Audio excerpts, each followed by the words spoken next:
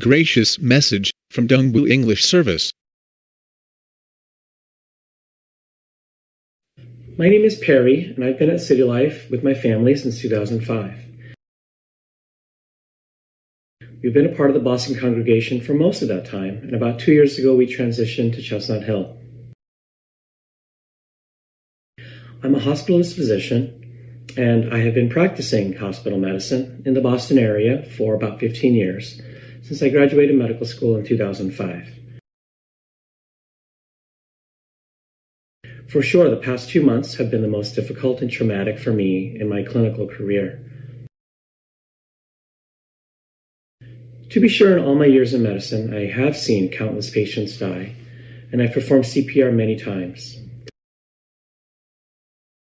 But the fact that now younger, seemingly healthy patients have required hospitalization and sometimes emergent intubation because of COVID-19, that's been shocking to me. This disease seems to strike anyone, quite randomly, including those in their 20s, 30s, and 40s. I took care of a 40-year-old postal worker who had 2 negative COVID tests, but his symptoms and blood tests were quite characteristic of COVID. And he in fact ended up requiring mechanical ventilation and was in the hospital for over a month. By God's grace, he recovered, and his miraculous story was featured in the local news.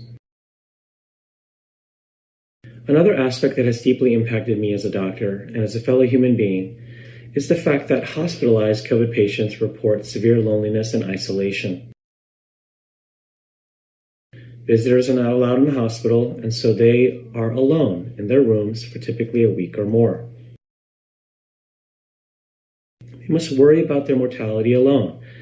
I see it on their faces when I talk to them on rounds each morning, and my heart aches for each and every one of them. One man in his 40s looked particularly downcast 2 weeks ago.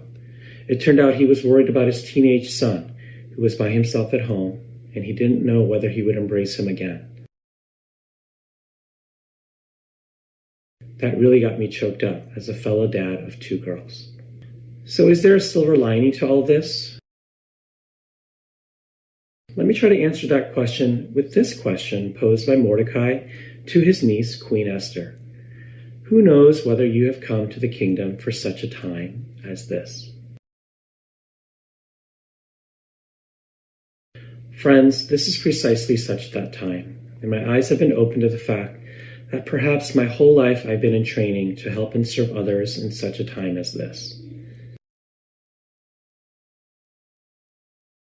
Those 20-minute phone conversations with desperately worried family members every afternoon is the reason I suit up or gown up to go to work.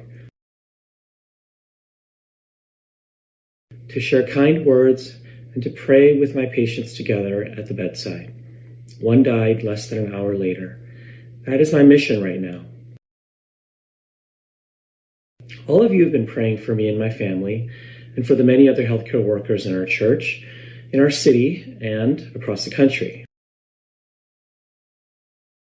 I know you've been praying for my protection, but even more so for boldness and courage that healing and restoration might be possible in Jesus. I'm here now speaking to you to declare that your prayers have been answered. The Lord is risen, and he is actively bringing about redemption within the walls of our hospitals and across the city. And through your encouraging phone calls and texts, thank you for helping me remember that our labor is not in vain. Each time I sing that song, I do get really a huge lump in my throat. I love it where it says,